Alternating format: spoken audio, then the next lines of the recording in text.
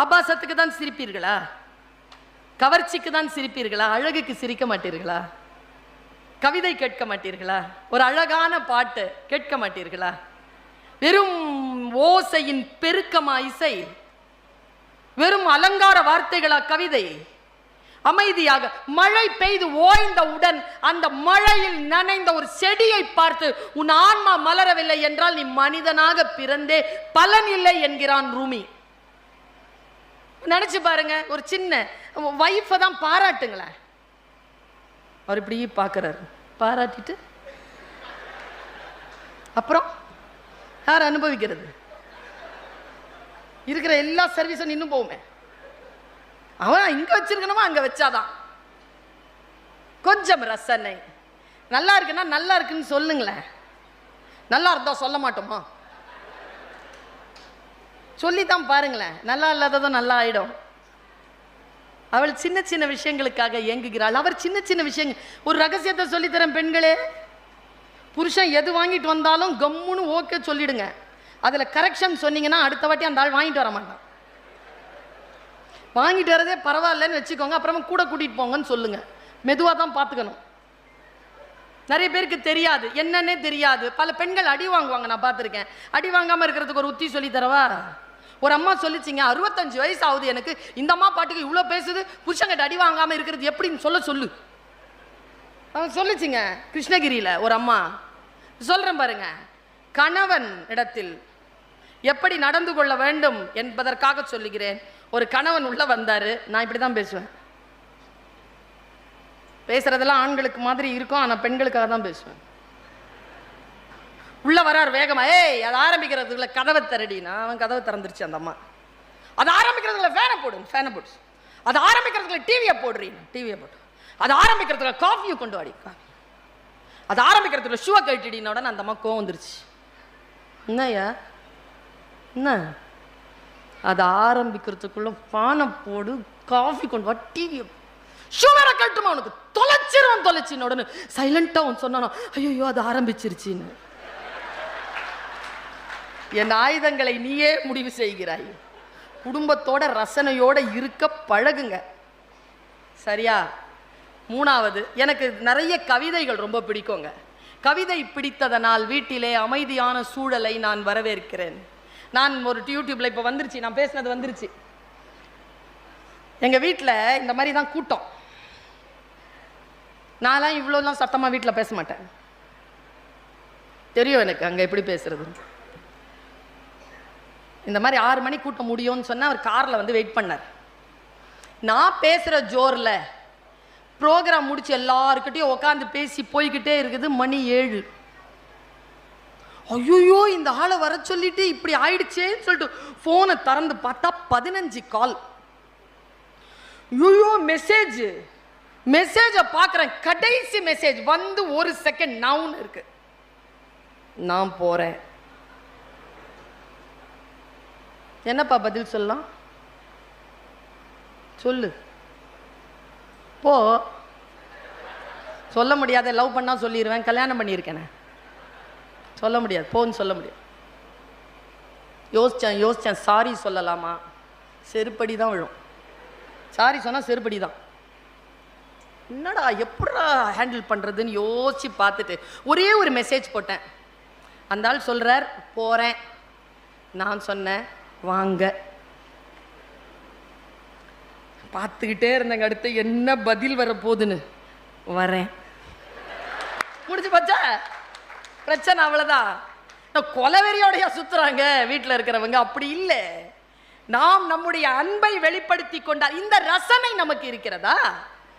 4வது லேயர் கொஞ்சம் கஷ்டம்தான். உங்களுக்காக அழுவதை நிறுத்தி கொண்டு அடுத்தவர்களுக்காக கண்ணீர் சிந்த தொடங்குங்கள். இது 4வது லேயர்.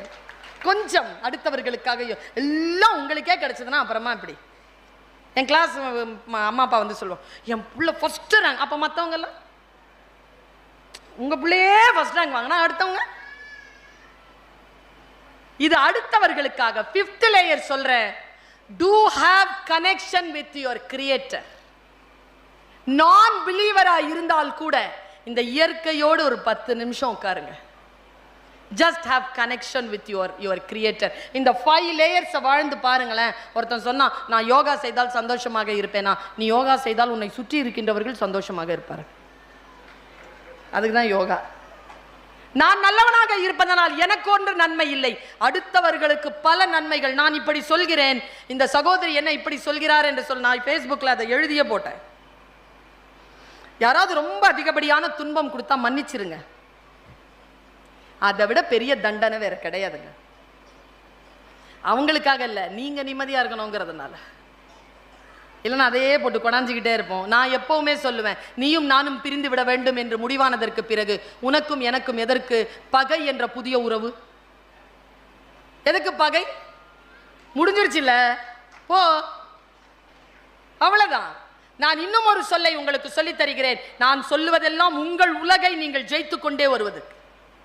பல இடங்களில் நான் பேசி, இதுதான் என் தத்துவம். யாரேனும் நம்மை தோற்கடிக்க வேண்டும் என்று நமக்கு முன்னால் வந்து நின்றால் அவர்களுக்கு நாம் தருகின்ற பதில் அவர்களுக்கு முன்னால் நாம் தோற்காமல் இருப்பதுதான். தோத்து போய் அவங்க வாசல்ல மயங்கி கிடந்தீங்கன்னா அதை விட சந்தோஷம் வேறு என்ன அவர்களுக்கு நீங்கள் கொடுத்து விட முடியும்? உன்னால் நான் பாதிக்கப்படவே இல்லை என்று சொல்லுவதுதான், இதோ வளர்ந்து கொண்டே இருக்கிறேன் என்று சொல்லுவதுதான், ஆரோக்கியமாக இருக்கிறேன், சுயமரியாதையுடன் இருக்கிறேன் என்று சொல்லிக்கொண்டே இருப்பதுதான் நம்மை ஜெயிக்க வேண்டும் என்று சொல்லுபவர்களுக்கு நாம் தருகின்ற பதில். இந்த லேயர்ஸோட இருங்க. இப்போ சொல்ற, விருப்பமானதை செய்கிறீர்களா? எப்படி செய்யறது? செஞ்சால் பலன் கிடைக்குமா? சிந்தித்து பார்த்து செய்கையை மாத்து. சிறுசா இருக்கையில் திருத்திக்கோ, தவறு சிறுசா இருக்கையில் திருத்திக்கோ. தெரிஞ்சும் தெரியாம நடந்திருந்தா அது திரும்பவும் வராம பார்த்துக்கோ. இவ்வளவுதான் என் சித்தாந்தம். தவறே செய்யாதவர்கள் யாரேனும் இருக்க முடியுமா?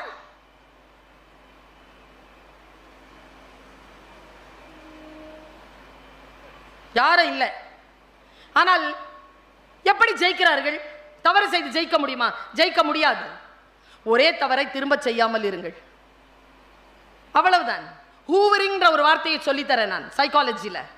இப்போ ஒருத்தர் இருக்கிறான், உங்கள் உலகை நீங்கள் வெல்வதற்கு, முக்கியமாக பெண்கள், முக்கியமாக இளைஞர்கள், உங்கள் உலகை நீங்கள் வெல்வதற்கு ஒரு சைக்காலஜிக்கல் ட்ரீட்மெண்ட் ஒன்று கொடுக்குறேன்.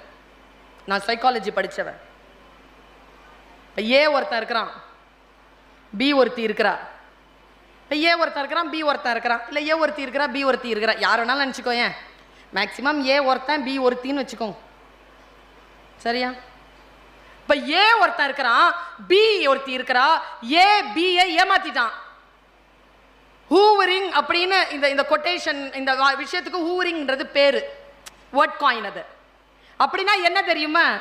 இப்ப பியை ஏமாத்திட்டான். இப்ப யார் ஷேம்? ஷேம்ஃபுல் மேன் யாரு? வெரி குட், ஏமாத்திட்டான். மறுபடியும் இந்த பி அந்த கிட்ட மறுபடியும் ஏமாந்தாங்கன்னு வச்சுக்கோ, அப்ப யார் shame? Very good, there you are. ஒன்று பார்த்தோமா, சரியில்லை என்று தெரிகிறதா, அந்த வினாடியில் அதற்கான முடிவை எடுத்துக்கொள்ளுங்கள் என் குழந்தைகளை. அதற்குன்னு ஒரு நேரம், அதற்குன்னு ஒரு காலம். நீங்க சமாளிச்சுக்கலாம்னா தவளை மாதிரி கொதிநிலை வருகின்ற பொழுது எகிரி தப்பிக்கிறதுக்கு வழி இல்லாமல் செத்து போக வேண்டி இருக்கும்.